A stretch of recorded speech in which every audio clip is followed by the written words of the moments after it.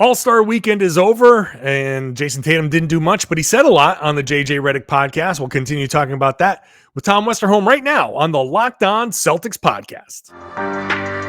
Be ever ready. Recognize the city of champs. Boston, baby, we do what you can't. Locked on number 18, Tatum and Brown, J-Team, step back. We gon' wet that and slay teams. Of course, the Celtics, who else could it be? Screaming like KG with the Larry O.B. Karalis above average, assessing the team status. Best daily pod, no cap, salary matching. Clutch like Bird the DJ, keep John on replay. Prime time, dapping up the truth on the sideline. Raining J's, how it started, raising banners, how we finished. Locked on Celtics pod, home of the winners. B. Hey there, welcome back to the Locked On Celtics podcast. Thank you for making this show part of your daily routine and your first listen every morning. I do appreciate that. Locked On Celtics is free, available wherever podcasts exist, and it's on YouTube. Hope you're really enjoying the show on YouTube. Adds another element to the podcast. I'm John Karalis. I cover the team for Boston Sports Journal. I've written a book called The Boston Celtics All-Time All-Stars, and I was one of the media voters on the 75th anniversary team. In fact, we'll talk about the 75th anniversary team later in the week. I have a podcast scheduled for, I think I'll do it on Wednesday. It'll be the Wednesday show, talking about the 75th anniversary Celtics team.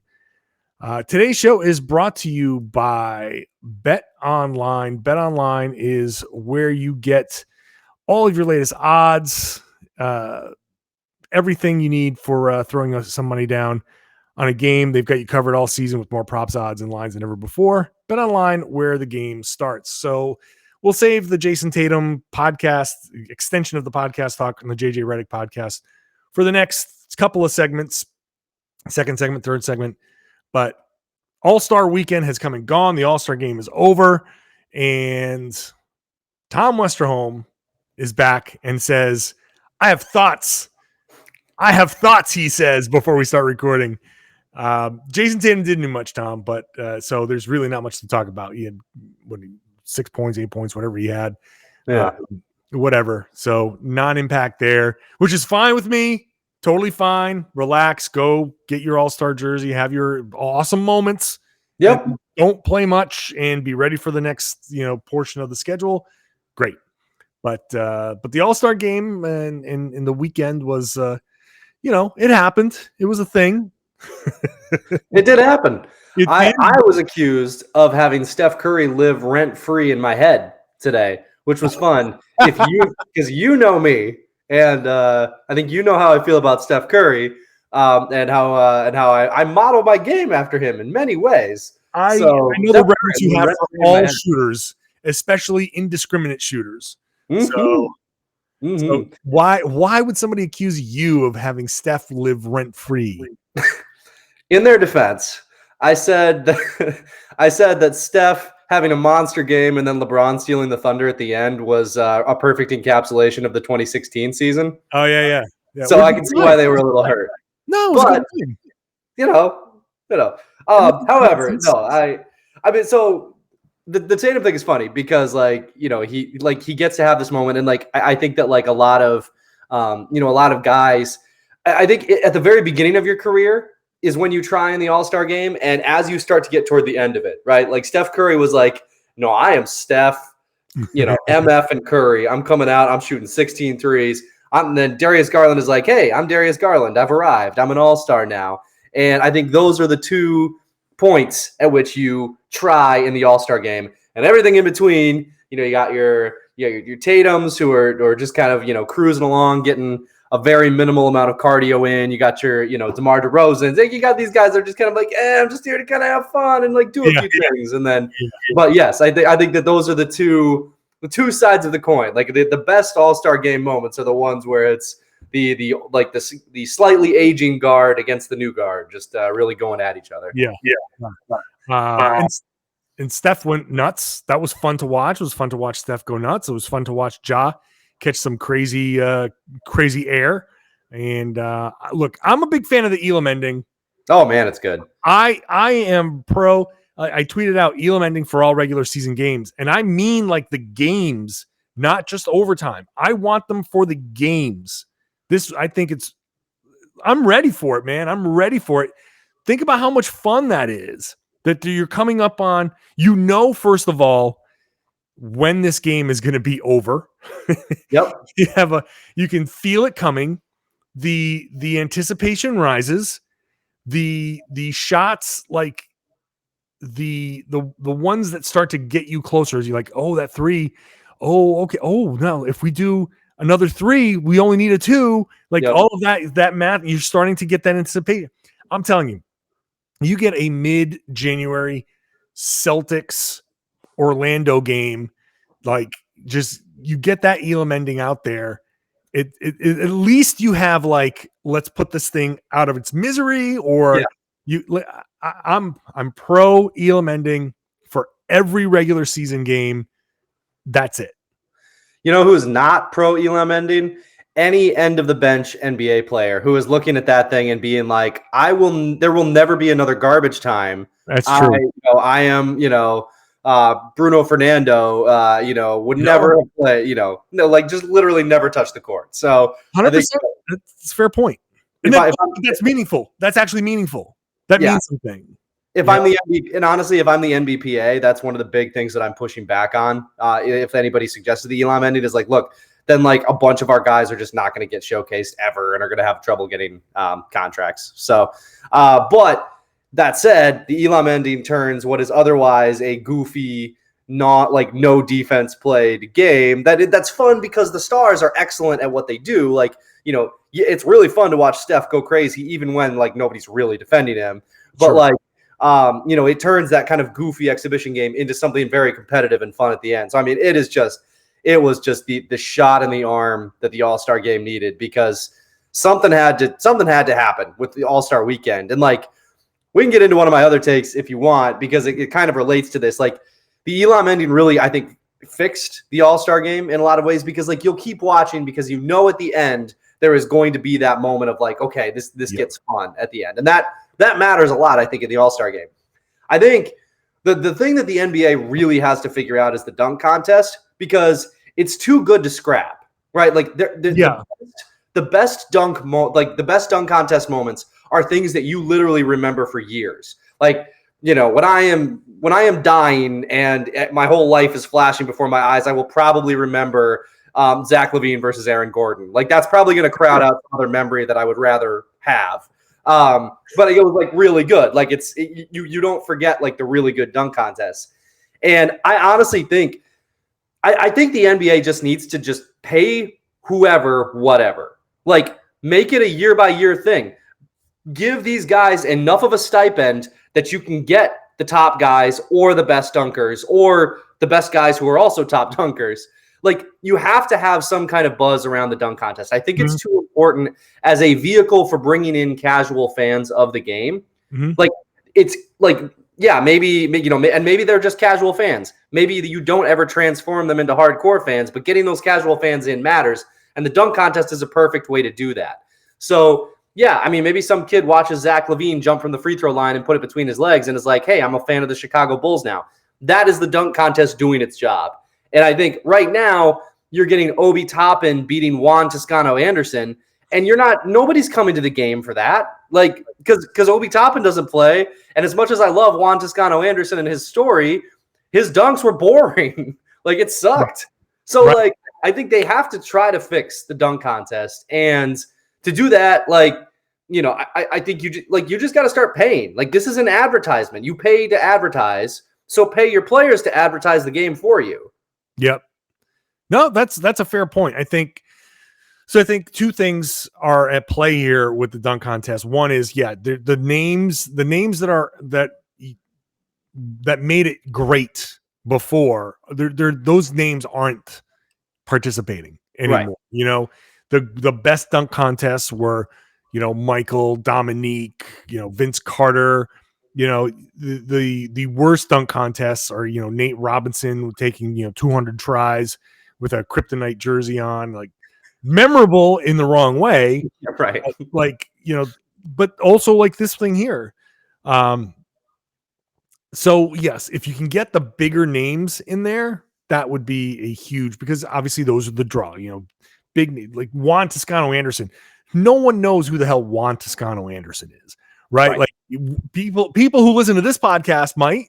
Yeah, exactly. This is a very niche audience, though. I appreciate you. People who listen to this podcast are going to be watching the All-Star game anyway. Right.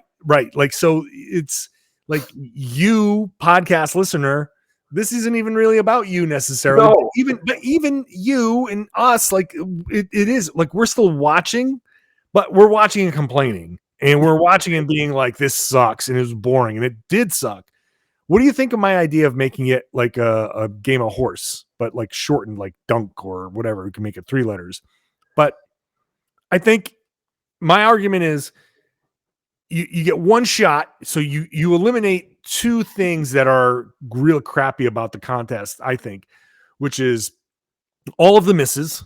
Yep. Because if you go up there and the ball flies out of your hands, that's it. Next person's turn. Like I'm sorry. You get one attempt, like one try. And the scoring, which can be like, you had the Dwayne Wade controversy, and there's always like how is that not a 50 type of thing? Like, well, you eliminate that because I didn't hear that once this year, for the record. No, not once this year, but you eliminate all that, and at the end, it's like almost like the Elam ending. It's like the Elam ending for the dunk contest. When the last 2 guys are there, and it's DUN versus DUN, and the next person to miss a dunk is potentially out. Like then it may force guys. The argument against it, I guess, would be that it might water it down because you can't have like crazy dunks, or maybe it does encourage people to go crazier and crazier because you got to have that person behind you that can't match what you just did. So I don't know. It's just a thought. I mean, they got to do something. Yeah, it's not bad. I mean, I think it depends how crazy you want to go with fixing the format, right? Because you could try that, and that's a completely different format, and that would be fun, and it would encourage, like, it would move things along so guys aren't like jumping but not attempting a dunk so that it doesn't count as an attempt and all this crap that like if you're just doing dunk, that's definitely better. I think if you want to keep the same format, I think you just figure out the number that makes people do it, man. Like, is LeBron is LeBron going to turn down $10 million to do the dunk contest? Because maybe, but he's already there. Like, he's already in Cleveland. So if you really want LeBron to do the dunk contest, like, just how much did you pay Lil Baby, Gunna, and DJ Khaled to be on stage? Like, you could just save some money there and make your product the product. I feel like having all these grade A celebrities at your All-Star game, or the All-Star events, and the All-Star events being terrible is kind of like installing your toilet upside down, but like having like a really nice molding. You know what I mean? Like, it's just like you're just like. Sorry, the analogy from guy who's redoing his house is right there. I mean, I do 2 things right now. I like write about the NBA and I fix my house. But yeah, like it's just, there's nothing. I don't know, man. It just feels like there's a very easy fix to all of this, and it's just like, I mean, like, if this is an advertising thing, then these guys who are doing the dunk contest are working, for the NBA. They're doing work for the NBA, so pay them a lot of money to do the advertising, and I think you'll reap the benefits from then people remembering the dunk contest and coming back to it year after year and building the buzz. Because if Zach LaVine is competing against LeBron James, everybody's going to watch that. Or if Zach LaVine is competing against Ja Morant, not only is everybody going to watch that, everybody's going to get an introduction to Ja Morant, which is good for the Memphis Grizzlies, which is good for the league. Like, it's just like it just compounds on itself. There's a very easy way and a very profitable way, I think, for the NBA to fix its dunk contest, and that's just to pay guys. Yeah, okay. That's I don't disagree. I think that could be a way to do this. All right. Also, part of the All-Star festivities was the 75th anniversary. All of the legends were there. Let's take a second here and come back on the other side, because I think this is where Jayson Tatum really gets some benefits out of this, and hopefully when we fold that into some of the stuff that he mentioned on the podcast, this could be a real important, like, kind of flashpoint in Jayson Tatum's career. Talk about that after I talk about Built Bar. Built Bar is a very delicious protein bar. It tastes like a candy bar. It's covered in chocolate, all these different flavors from fruity to chocolatey to peanut butter to coconut, like different styles of flavors. Whatever your preference is, they have something for you. I know there's a lot of snacking going on. It's winter, it's cold. We like to sit inside and huddle up in our blankets and hoodies and snack and watch movies and stuff. Snack on a Built Bar if you want something that's kind of healthier, because they're, like I said, covered in chocolate. They're all about 130 calories or so, 4 grams of net sugar, 4 net carbs, and about 17 grams of protein in each one. When you go to Built.com, you can scroll over each one and say, okay, this is, they put their nutrition information right there. It's not hard to find. They're not hiding anything. It's great after a workout. It's great as a meal replacement if you're on the go. Grab one with your coffee, and when you're sitting in traffic, listen to the podcast, have a Built Bar, have your coffee.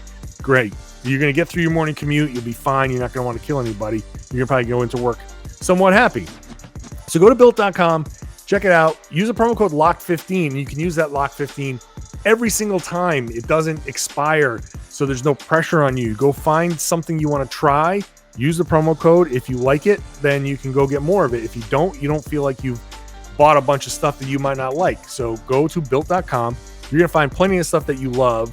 Use that promo code LOCK15. It gets you 15% off every single time at Built.com.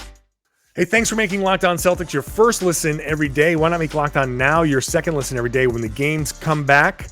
Locked On Now will have great recaps of every single game in the NBA. Courtesy of the local experts, we'll be recording a couple-minute reactions so you get each side, and it's a great way to get caught up on the league. So go check out Locked On Now wherever you get your podcast, and it's on the NBA channel on YouTube, Locked On NBA channel on YouTube. So Jayson Tatum was part of All-Star Weekend, and Tom, I think one of my biggest, the biggest benefit for him is getting to walk around and see all of these legends. He's talking to Kevin McHale. He's meeting Robert Parrish. He's meeting, he's in a photo with Pierce and KG and McHale and Parrish.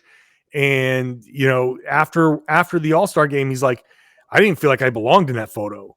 You get a little bit of a humbling, a little bit of a, hey, oh my God, look at all of these legends and this young guy that they all have these tremendous egos. They all feel like they're on top of the world. And then you walk into this room full of these legends. It's like, whoa. All of a sudden that 20, that 20-something-year-old becomes like a 12-year-old again. It's like either guys he grew up watching or the guys that he grew up like reading about. And I think that level of perspective of all of that greatness that's out there and just where he is in the league and how much more he needs to do to match what those guys do. I think it's a good perspective. Like this weekend was as much about Tatum kind of seeing the perspective of his career as much as it was being out there and being like, hey, I'm an all-star. Yeah. I mean, I think it's the stuff about sort of like the perspective that he gains is actually like obviously way more important than like anything that happens on the court, cause I mean, anything that happens, like unless you're winning the MVP, nobody's going to remember, anything that happens there. But what people are going to remember is seeing you, dap up KG. And more importantly, what Tatum is going to remember. I mean, he talked about KG being his favorite Celtic of all time and like how he's like, listen, it was kind of funny. I almost felt bad for him because all of a sudden he felt like he had to like start qualifying it. He's like, I know I don't play like KG. I know I don't act like It's cool, man. Like he can be your favorite player and you don't act like him. Like that doesn't matter. But like, he talks about KG and Pierce and just, how much it meant. And I think too, like, it can be sort of that humbling thing, and I'm sure it is to an extent, but at the same time, it's also a nice reminder for you, like, hey, like Tatum, like you have a chance to be something really special here because he's in his third All-Star game, and he's 20, he turns 24 next month. So like, I mean that, that kind of like perspective of like, how many of these guys, followed, he talked about actually in his media availability, he said he felt like he was going to be a failure if he didn't make the All-Star game by the time he was in his third year because he's trying to follow the footsteps and sort of climb the same ladder that the guys before him did. And he really takes that stuff seriously. So, I mean, Tatum is a guy, I don't know how far back in NBA history he looks, but he is a guy who cares very deeply about the NBA history that he himself has experienced over the course of his life. He cared, obviously he cared very deeply about Kobe. He respects Paul Pierce very, quite a lot. I'm sure he cheered very hard against Paul Pierce when he was younger, being as big a fan of Kobe as he was. He respects KG to no end. I mean, these have to be really powerful moments for him. And I think, if you're a Celtics fan and you're just looking at Jayson Tatum and thinking, man, it would be awesome to have this guy on the team for a long time. These are moments that I think matter because, KG matters to him, and getting a chance to talk to KG will be really important. Getting a chance to see KG's number being retired. These are, I think you're right. I think they are kind of seminal moments for him. Yeah. And, when we think about, we fold in the stuff that he said on the JJ Redick podcast, the stuff that, we talked about it last week, but that was only a portion of the podcast. The rest of it came out. And again, super, super interesting stuff. He talks about that 2018-19 season and the desire for him to be number 2 on the team behind Kyrie, and kind of where that left the team. And I think first of all, he understands that was the wrong approach. And when you get to talk to these legends and you hear about the work that they put in, and they're giving him compliments, but they're also, I'm sure, saying, hey, just do ABC and you're gonna get there. And just to hear those stories and be around those guys and understand, like, they accomplished certain things, and what's the common thread through most of these guys is that they won stuff. They all went out and they won. Like, Paul Pierce doesn't make that 75th anniversary team without the 2018 or 2008 championship. Like, that is, that rewrites a lot of Paul Pierce's history. And I think, for Tatum to learn and see and understand that about these guys, I think it's important. I think one thing that stood out to me is Tatum's, like, self-realization throughout the course of this weekend. This podcast comes out, and the All-Star is happening, and Tatum is very reflective in the podcast and kind of self-deprecating in a way in his interactions, like where he belongs, like in the hierarchy of these people. I don't belong in this photo. I think this is like I'm struck by the level of maturity that a guy who's not even 24 has displayed. Like, I know this podcast was recorded before that, but this weekend has been like a weekend to me. Like, if anything stands out for me this weekend, it's like he really has shown, like, a real high level of maturity, self-realization, like this reflectiveness. Like, I think this has been a big weekend for him. Yeah, I'd be curious how much of it has kind of happened over the course of the last year or so. Because, I mean, he has, sort of, I think, opened up a little bit. I wonder how much, especially early in the season, I wonder how much we weren't hearing this level of sort of self-realization. Like, maybe Tatum came to this before, and just like the start of the season went so poorly that, like, nobody was in a good mood. Nobody wanted to talk. And now it's just kind of like everybody's settled down, and he can kind of feel like he can open up again a little bit. Like, I wonder how much of it is that too. But I mean, one way or the other, it has, like, this weekend has been fascinating for that reason. Like, just, we're really seeing it now. Like, we're getting to, like, hear from him. We're getting to hear, like, just kind of the progress that progress isn't quite the right word, but definitely sort of the journey that he's been going on. It feels like we're sort of getting little glimpses of that, of just, how the NBA has shaped and molded him over, the 5 years that he's been in it. I mean, this is, being a part of the NBA is a lot of stuff happens. It's a very, and especially early on, you're very young, you're 19. By the time you retire, you're like a full grown, like, you're like a very adult human being who's experienced a lot of very intense things.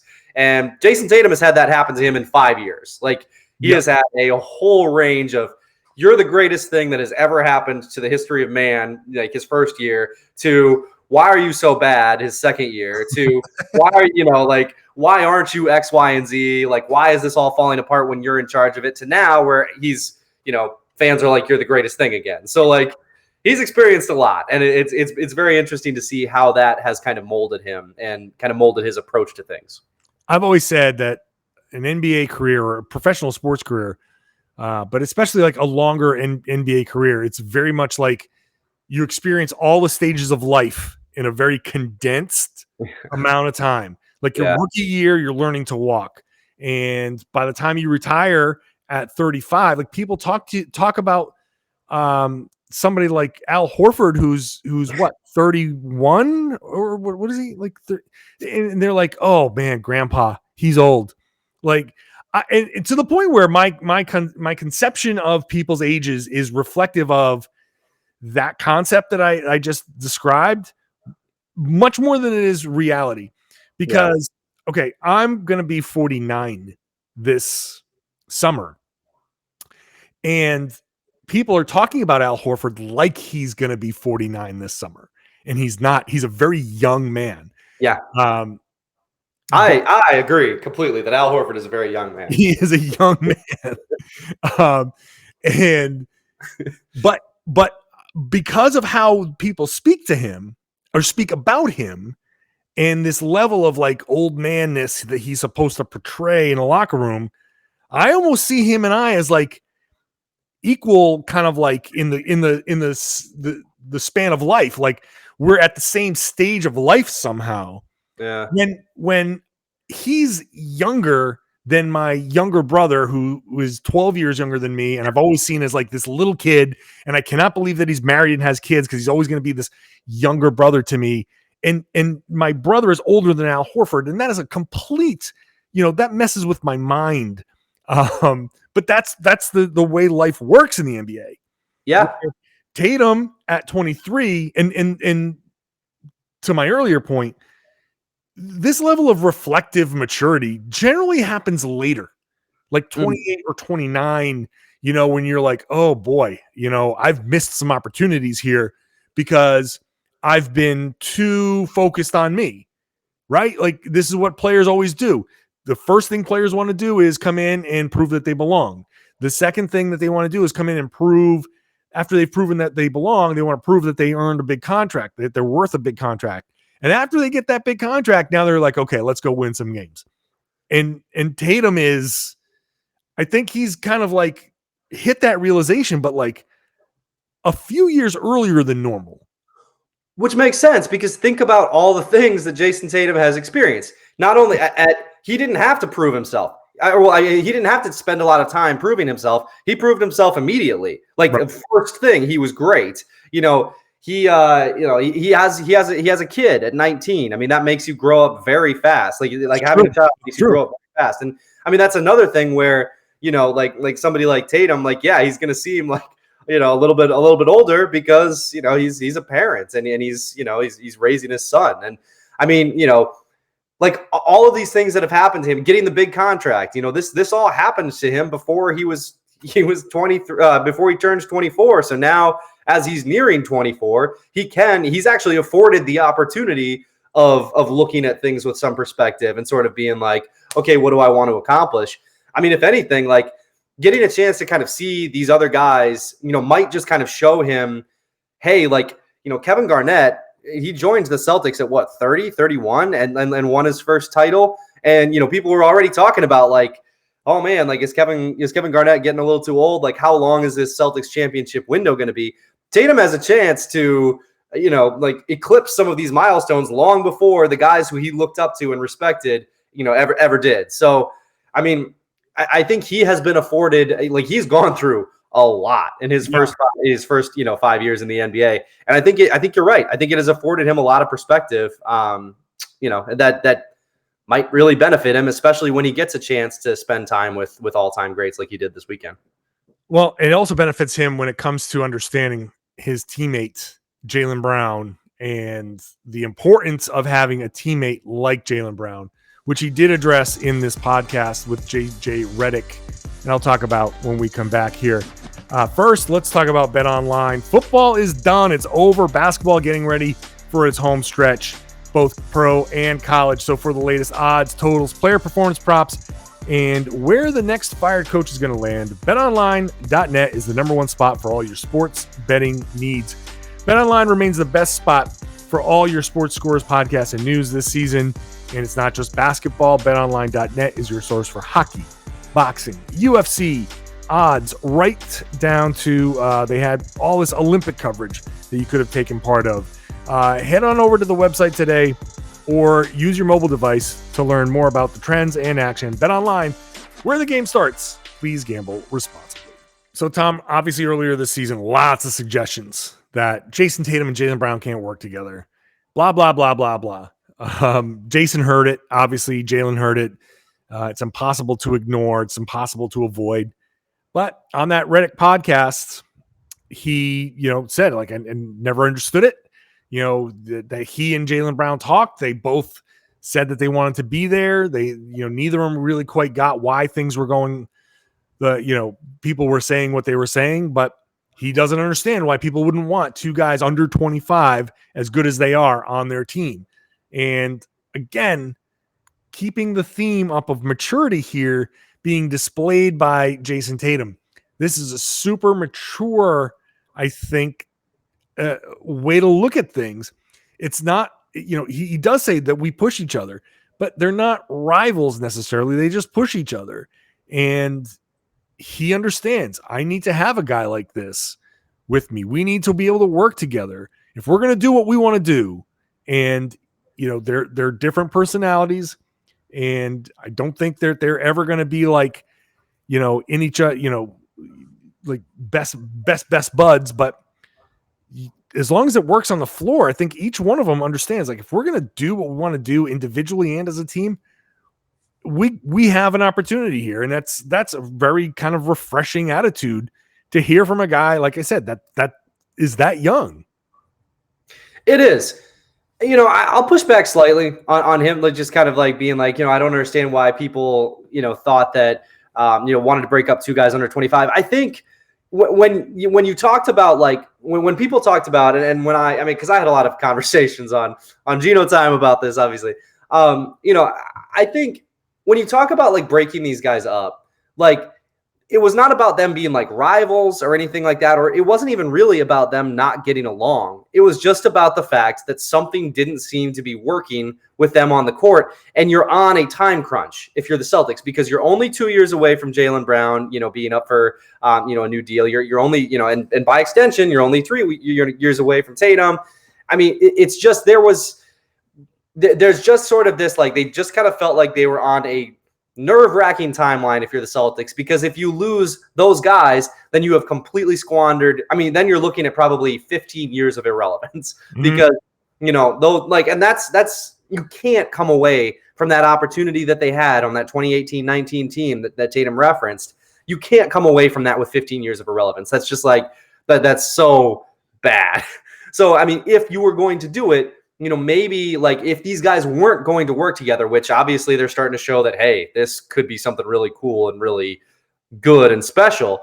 If it wasn't going to work, I think, that was when you had to start talking about, like, do you trade one of these guys? Do you go out and try to get the perfect fit? Maybe Jaylen brings back, like, the perfect fit with Tatum. Maybe Tatum brings back a superstar that can be a perfect fit with Jaylen. Like, there were, like, I think those conversations, that's the reason those conversations happened. It wasn't because it was a rivalry. It was just because, like, I don't know if this is working, and you don't want to go down the path of losing one of them or both of them. Right. So, I never really put much stock into this isn't working with them, because you had like a year and a half of it not working and looking very similar.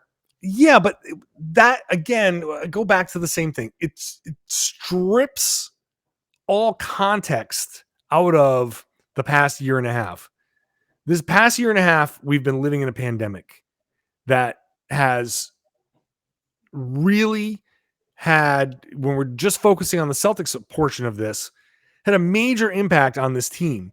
That, yes, I understand, like, well, you have Tatum and Brown, and you'd like to think that those two guys would be good enough to pull you out of mediocrity and better than 500.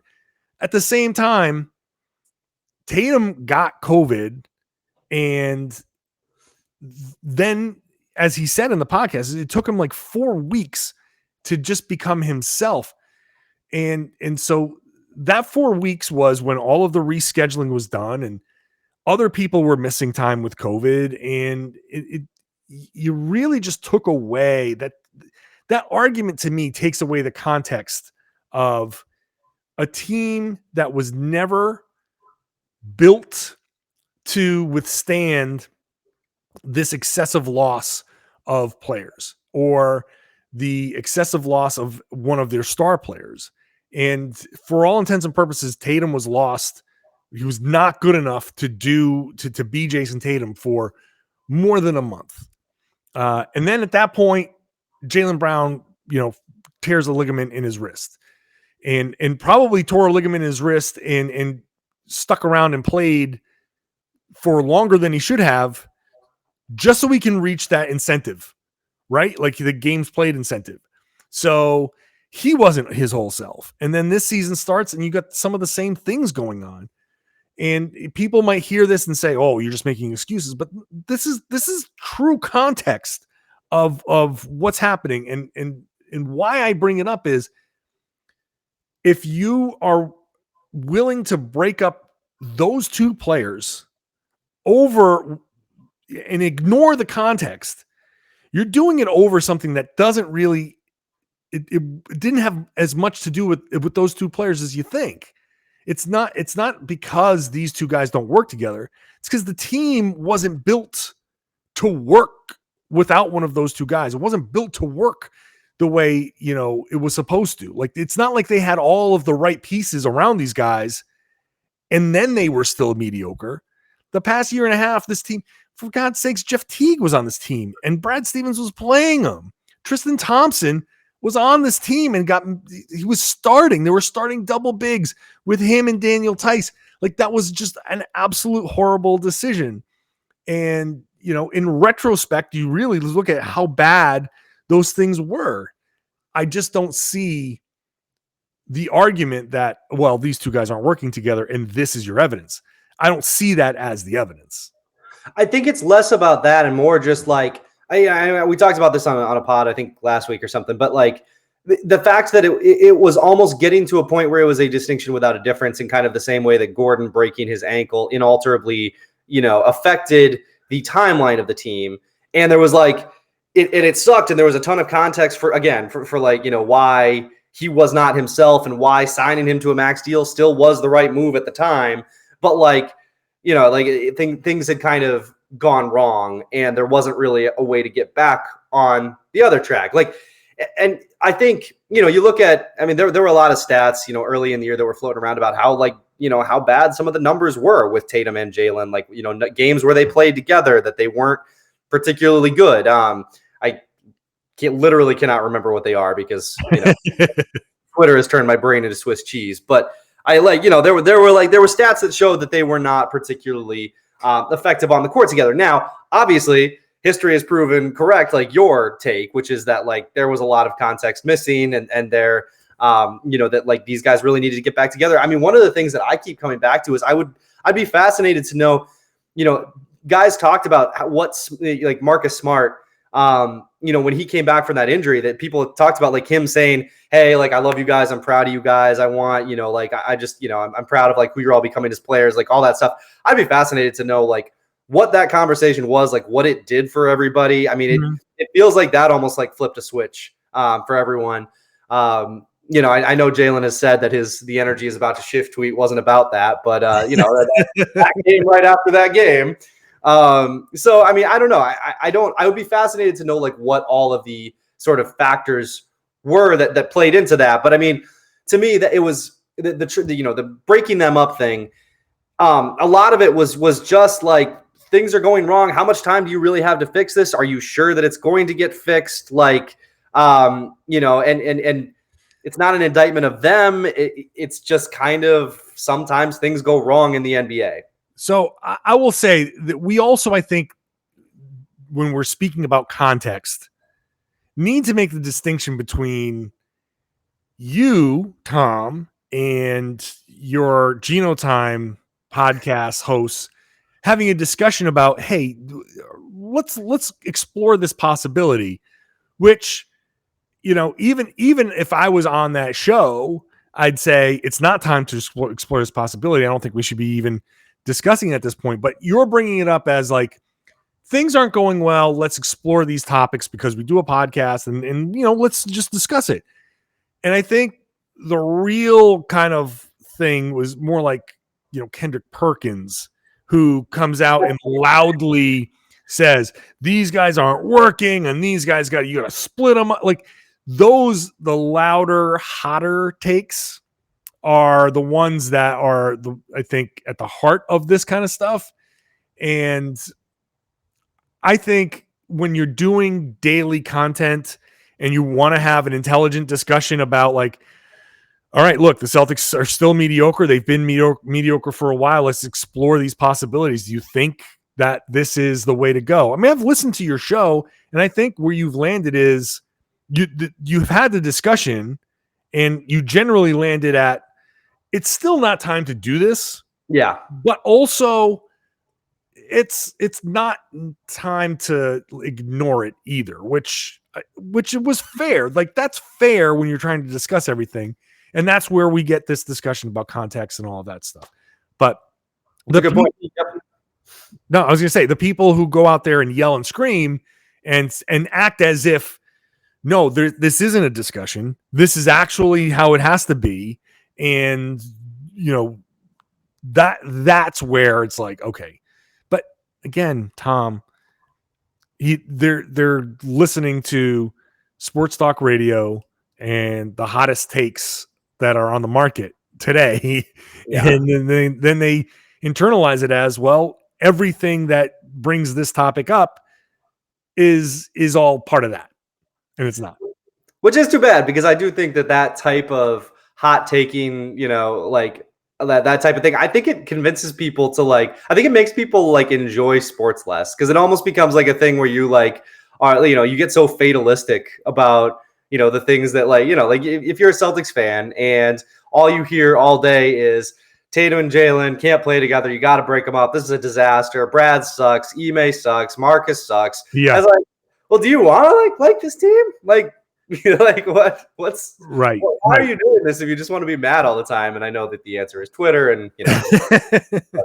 Well, I know there is a very kind of distinct, everything that's happening now is there is no room for nuance. Yeah. And that's why I'm very happy to have sports talk radio be loud, blah, blah, blah. Because even though that means I do have to fight some people on Twitter from time to time, it also you choose to fight people on Twitter. You can always just ignore Twitter. I that's true. That is true. I mean, every once in a while it just wears me down.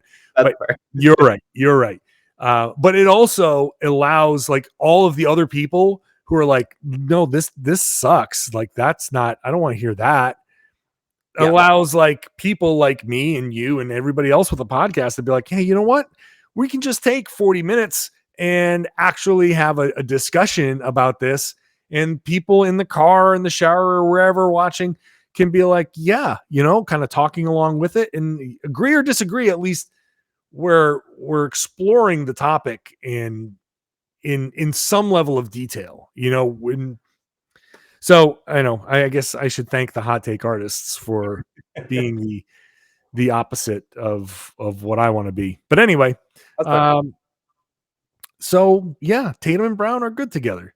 So yeah, no, and look, I mean, this is I said on Twitter the other day, this feels like the Berenstain Bears. Yeah, that's what this feels like. Is that whole that the Celtics all of a sudden just were bad, and then they just swapped in the good timeline. It's whoa, yeah, what are we doing here? They're winning 9 in a row. Okay, but yeah, it's it's been a lot more fun. This is a way more entertaining group than just kind of plodding through the regular season like they were doing before. This has been a lot of fun. Yeah, it has been a lot of fun. Basketball returns on Thursday. We'll be back to talk about that. Hang on. I got one last thing. Before we go. I thought it was very funny. This is one more All-Star game thing. Okay, yeah. Very funny and very gutsy. So before the game, Karl Anthony Towns, the Timberwolves tweeted out a video of Karl Anthony Towns sliding into the Celtics legend photo shoot and greeting Kevin Garnett, the man who was traded from their franchise. Yeah. So not only did Cat not only did they tweet like Cat dapping up Kevin Garnett, the guy who said I should have left Minnesota earlier.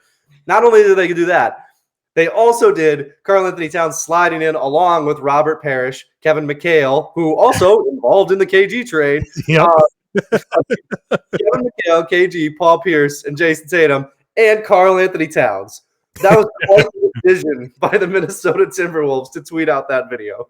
Yeah, that was a good one. That was good. Yeah, I saw that, and I did see the Minnesota branding. I was like, oh man, that was. And hey, look, slick move by Karl Anthony Towns. Karl Anthony Towns, big winner this weekend. Yeah, I man. think with everything, winning the 3-point contest and all that stuff. Yeah, absolutely. So let the internet run wild with. I mean, the internet already goes crazy enough about Donovan Mitchell because he and Jaylen got along in the bubble. Like, hanging out with all the Celtics greats is only going to fuel. Eyeball emojis, emojis like crazy. All right, eyeball emoji is going to be trending. Once again, Tom Westerholm, Tom_NBA on the tweet machine. Thanks for hopping on. Appreciate you, man.